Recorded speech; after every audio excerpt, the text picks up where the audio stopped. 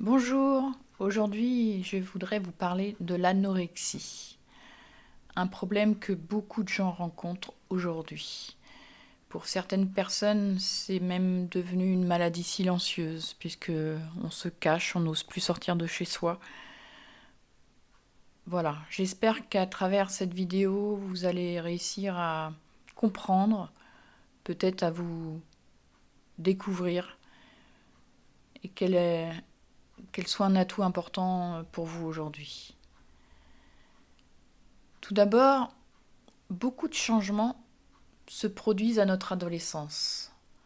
Parfois, nous avons même l'impression de perdre pied. Et c'est normal, c'est une période qui reste très compliquée. Pour notre métabolisme, il y a beaucoup de changements. Et selon notre construction psychique, nous sommes plus ou moins bien armés pour démarrer dans notre future vie d'adulte. La première chose que l'on peut remarquer, c'est une perte ou un manque d'estime de soi. C'est quoi l'estime de soi? À l'intérieur, il y a 3 composantes. L'amour de soi, l'image de soi et la confiance en soi. Pour moi, c'est notre terreau. C'est vraiment là où on va pouvoir poser nos empreintes, nos racines et grandir. Donc l'amour de soi, c'est je dois m'aimer. Dois m'aimer comme mon meilleur ami, je dois me traiter en première classe. L'image de soi, elle correspond à la manière dont je perçois mes qualités, mes dons, mes défauts. Et la confiance en soi, ce sont tous mes comportements, mes actions que je mets en place pour moi. C'est comment je m'y prends.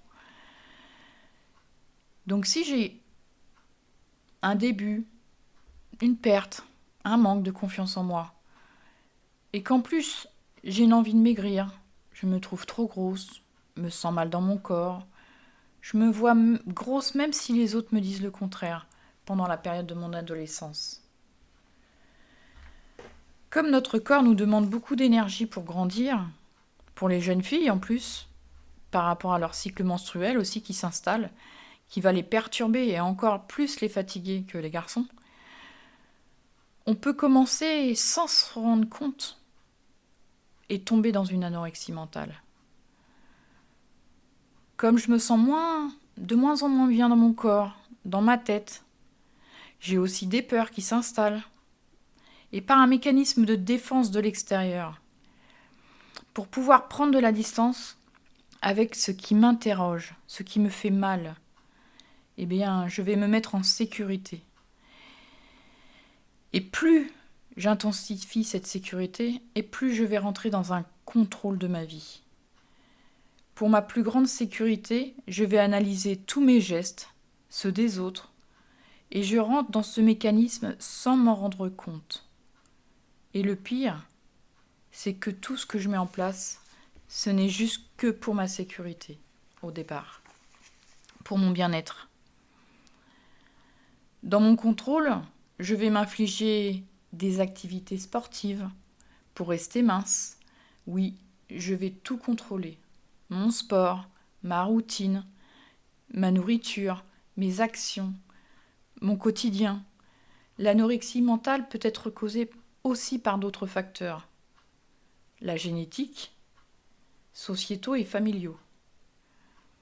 La société, parlons-en, elle fait beaucoup de mal à nos jeunes. Elle est stigmatisée par la femme, par sa minceur. Elle nous fait nous associer que pour être belle, il faut être mince. Et la jeune fille qui cherche à grandir peut chercher à s'identifier à ce monde des réseaux, de la télévision. Malheureusement, on donne trop de place au paraître.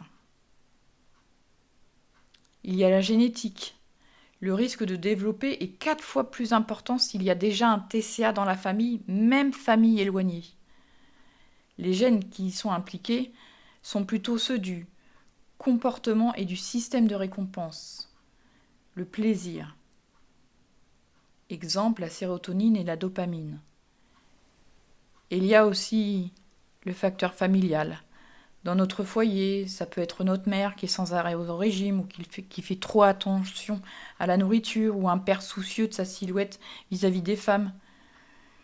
L'anxiété, les troubles divers d'addiction peuvent être des facteurs familiaux supplémentaires.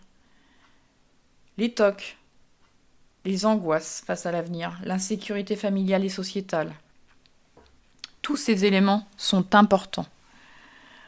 On peut mettre du temps à se rendre compte qu'on est tombé dans une anorexie. Au début, c'est chouette. Je maigris, je fais du sport, j'ai la forme. Toutes mes amies me jalousent, même peut-être. Plus j'ai d'activité, moins je ressens ce qui se passe dans mon corps.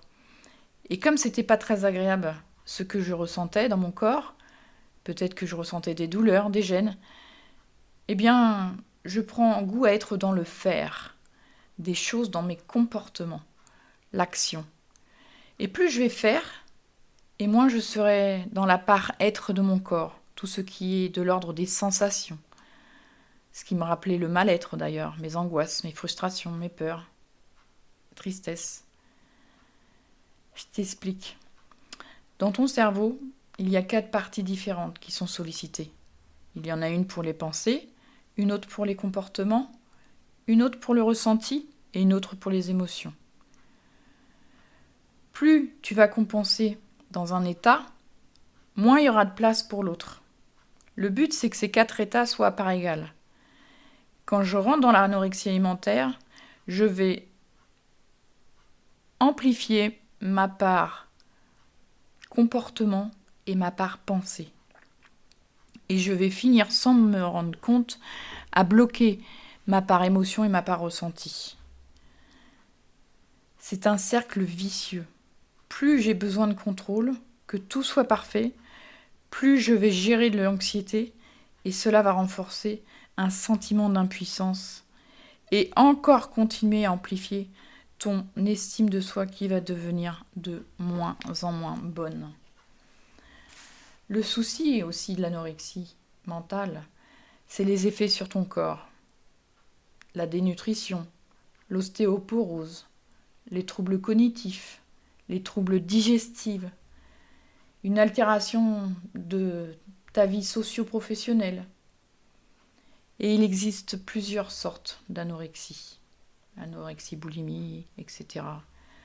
Ce n'est pas le sujet d'aujourd'hui. Pour l'aide, elle est indispensable. Elle doit être pluridisciplinaire.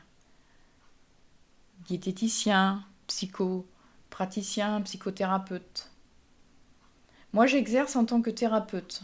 Je suis spécialisée dans les troubles du comportement alimentaire depuis déjà plusieurs années, par des formations différentes.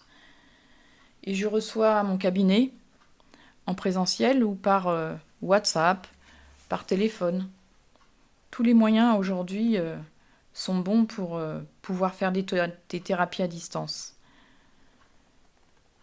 Tout dépend de la personne, de ses besoins, de ce qu'elle a envie. Donc, aujourd'hui, j'espère que cette vidéo, ce prémisse de vidéo sur l'anorexie mentale, t'a plu ou peut-être même tu t'es reconnu pour pouvoir commencer à te faire accompagner. Je te souhaite de la liker, de la partager et n'hésite pas à me laisser des questions, que ce soit en privé ou sur message. J'y répondrai avec bienveillance. Et si tu as aimé, je n'hésiterai pas à refaire une deuxième vidéo sur ce sujet qui est très très très complexe. Voilà, je vous remercie et je vous dis à bientôt. Au revoir.